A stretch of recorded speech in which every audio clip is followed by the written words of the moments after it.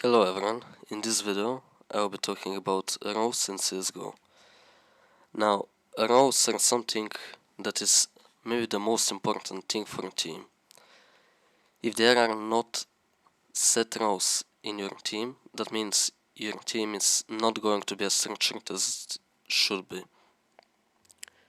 So, the rows that are in CSGO are IGO, AWPer, Fragger, Lurker, Support, and there's one row, a sixth one, that nobody usually talks about, and it's not really a row as set and defined as the other ones, but it's also something that most of the teams now have instead of a support player, and that row is a star player or a playmaker.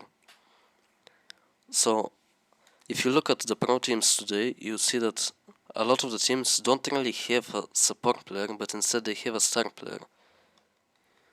So now let's start with the star player, because that's the role that is the least talked about, and I don't see many people on YouTube also talking about it and saying what it really is. So a star player is somebody who usually has the best mechanical skill in the team, and you can rely on him to go for openings and also to close out some rounds. So you usually put a star player in the rows and in positions where there's a lot of fighting. So that can be on T side, you can put him on Banana on Inferno, where he's going to get a lot of fighting. You're going to pretty much fight from this area and get openings here most of the rounds. And on City side you can maybe put him on Short, which is one of the most fragging positions on City side, and he's going to get action again nearly every round, because the T side default is to first take Banana and then to take top mid, and in top mid he can get a lot of kills, he can get a lot of plays, and he can get your openings as well. So now the next row we're going to talk about is going to be the IGO. This is, in my opinion, the most important row in a team, and if you don't have a good IGO, your team is going to be on a big disadvantage. The IGO is something that has a lot of depth to it, and I can make another whole video talking about the IGO for half an hour. So it's gonna be difficult to say everything that I have to say in just 1 minute or two, but I'll try my best. So the IGL stands for in-game leader. This is the person that is going to divide the responsibilities both in-game and outside of the game. He is usually the most experienced one with the most game sense, and he doesn't really have to have a lot of individual skills, so most people who have good knowledge of the game but are not really individually talented can become great IGLs. As the IGL, you are usually going to put yourself in the positions where you can have the most information on the map, and you are going to make your players also give you information, and you are sometimes going to build your team so the players play your way of playing the game. So if you are an IGL who really likes to work with map control and you like to have ups very early in the round, you are going to make your players play for ups early round, and you are going to tell them how to do that while you do your own thing, and you can rely on them to do what you want them to do. So the IGO in that sense is the most powerful person in the team, because he can always say how the round is going to be played, and he has the most important opinion. You can also have a secondary caller who can give ideas, but the main call should be of the IGO, and if the IGO says something, you should never doubt it and you should always trust it. Because if you doubt the call, if you don't trust the call and you think you're going to lose the round, eventually that is what is going to happen. If you don't have trust and you don't rely on the call, then the call is not going to work. If you fully trust it and go with confidence and think that this is the best call possible and this is the call that is going to win you the round, that is going to be the correct mentality. You have to think as of the call that your IGO does is the best call possible, and that is gonna win you the round, and that increases your percentage of winning. So the IGO will also be the person who is going to say what you do in the beginning of the round. He is going to call if you're doing a set strat, if you're doing a default, and sometimes he is going to try to navigate you and tell you that after you take Banana and mid, let's say, you are most likely going to do a B execute if everything goes to plan, because he says that the B players use their utility very early, so the B site is exploitable later on because they don't have any nades to stop you. He is also going to be the person who builds the set tactics and the strategies. So if he says B execute, he already has told you what it is, and he has made his own B execute. Let's say in his own B execute he likes to molly triple, he likes to molly first and second oranges, he likes to molly dark, he likes to flash over city.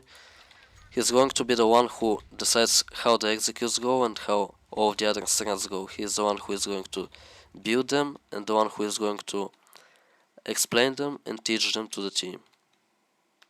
So now the next row we're going to talk about is going to be the AWPer.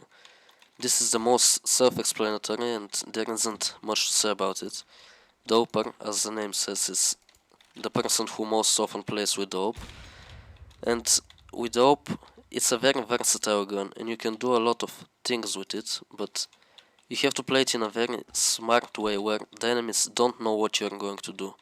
And you have to put yourself in situations where you cannot get picked by multiple players very often when you are alone, because the AWP is a gun where if you get picked from two sides, let's say, you can get one kill, but then you're going to get run down as you're pulling back the lever of the AWP, which cannot happen with a rifle if you're good enough, because with a rifle if you get double picked you can get the first, you can get the second really quickly if you have really good aim, but that's not always going to be the case as well with a rifle. But with an AWP it's impossible. If you get picked by two sides you're going to get one kill and you're most likely not going to be fast enough to get the second one as well. So you have to put yourself in situations where you're going to get one fight with one person, or you have to have a person together with you, so if you get double picked you can get one of the kills and the rifler next to you can get the other kill. So because the AWP is such a strong gun in 1v1 fights and you need to basically hit only one bullet anywhere in the body of the opponent except the legs, you can go for openings really easily for it. You can go for some peaks, you can go for maybe holding an angle where the cities might peek or they might cross very often, and this way you can get yourself an opening and that is going to help the team a lot. Also, the AWP is a good weapon for after plants, especially here on Inferno. If we go to the B side, there's a lot of ways to play the AWP. You can hold an angle like this, you can peek towards city, you can hold towards banana, you can hold towards city from any angle pretty much on the side. But you have to be careful always with the AWP to have a backup plan. So let's say you go for an opening here and you go all the way out in the open and you miss the shot. That means you are going to die. No matter what, you are going to die. Unless the other person also misses all of his shots and you have time to fall back and to recover. But this is not going to be the case most of the times. So you have to have a backup plan. You can instead go closer to the wall like this. And if you miss a shot, you can hide instantly. And on city side, we can use this example. If you're on long and you hold something like this, and if you miss your shot, you don't really have enough time to fall back. Maybe you can fall back, but then you're in a really tough position if you go towards here. So you should have a backup plan, like if you miss the shots and even if you get a kill, you can fall back here. You can take one more shot, fall back here.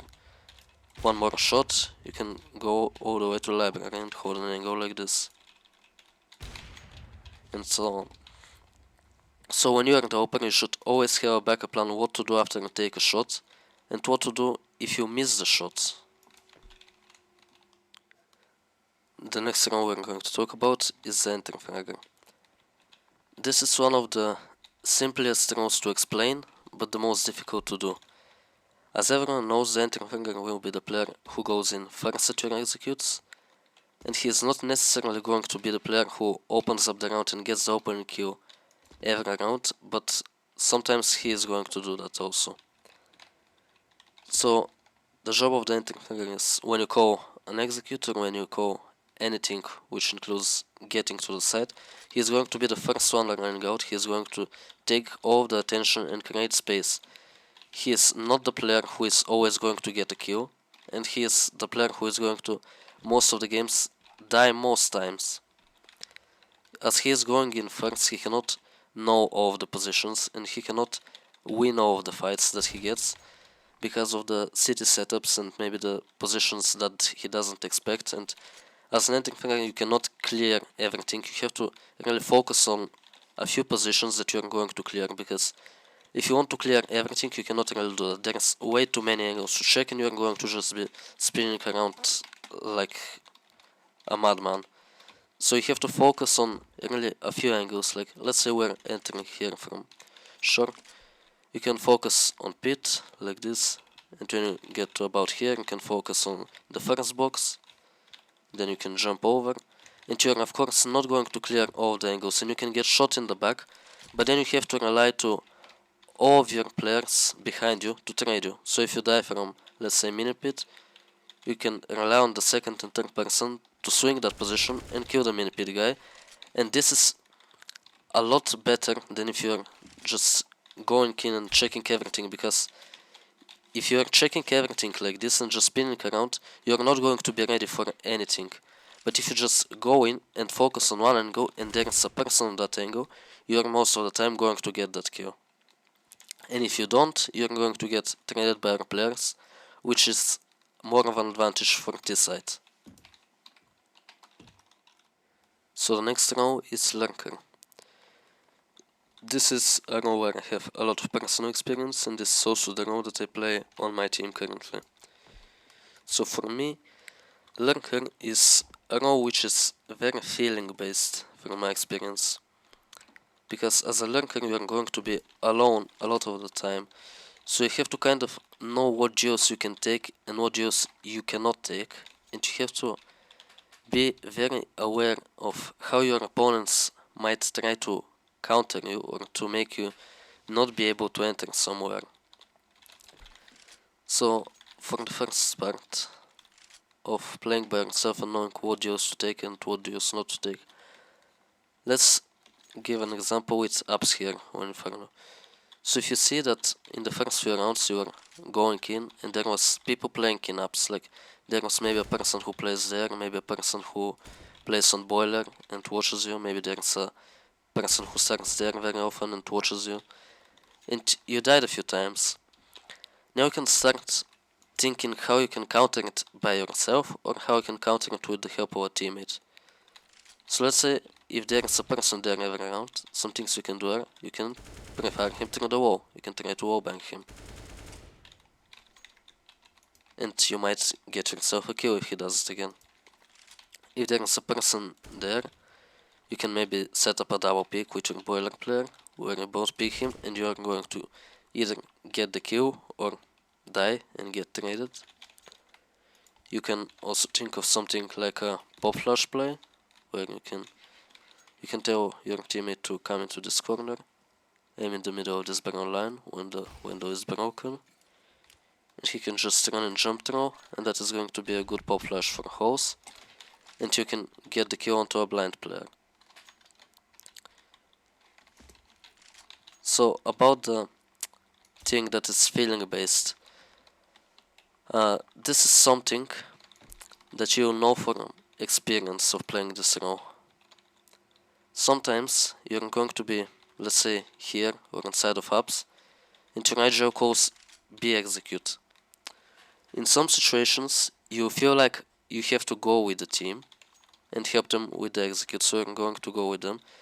But in some other situations, you might feel like you want to actually stay around ups or around mid and cut off the rotations.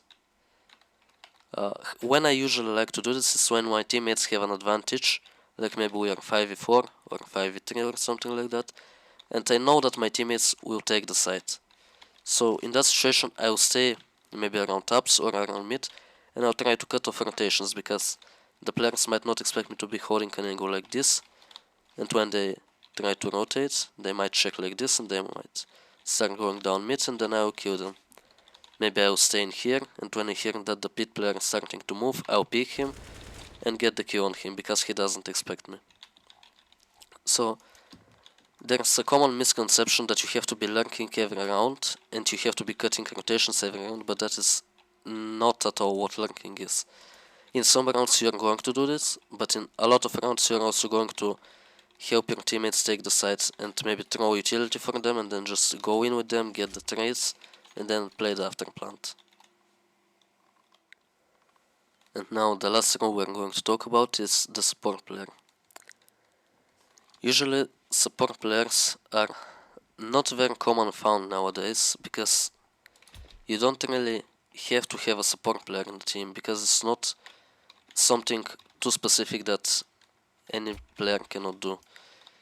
It's pretty much something that most players can do because it's connected to it mostly throwing utility for your team. So let's say you have to throw a flash like this to help your teammates take banana. In an execute maybe you're going to stay back and just throw some nades for your team. Like maybe smokes, flashes and stuff like that. So the support player is usually not going to be getting a lot of kills, but he is going to get a lot of assists and a lot of help for the team. And support players are usually ones that don't get enough credit and they don't really get noticed and talked about a lot.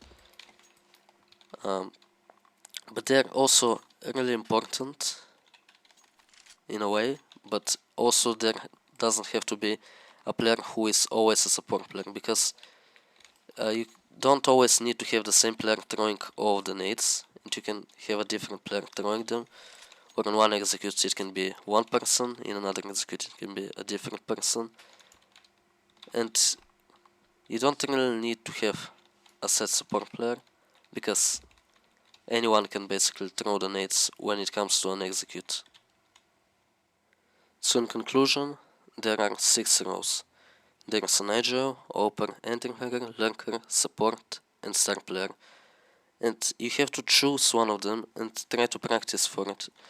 And how you choose one is, first you can look at your mechanical skill. Are you a very skilled player? Do you have a lot of talent? Are you very sharp with your aim?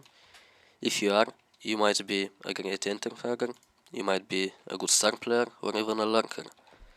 If you have a really good feel for the game and you can make very good reads on your opponents, you can be an IGL if you are not very skilled at the game, and you can also be an IGL if you are skilled at the game, but you can be also a Lurker if you are very skilled and you have a lot of game sense, because as I said, Lurker is a very feel based role, so if you have a good feeling for the game you can make a great Lurker. But if you're also good at the game sense and also good at building strategies and good at calling those strategies and having the confidence to call and think that is the best call and that is going to win you the round, and you are a good leader of men, you are going to for sure make a great IGL no matter of your individual skill. And for an AWPer, basically if you just find yourself a really good player with the AWP, you are really good at finding opening peaks, going for peaks. If you are really good at aiming with the AWP, maybe it should be an AWPer.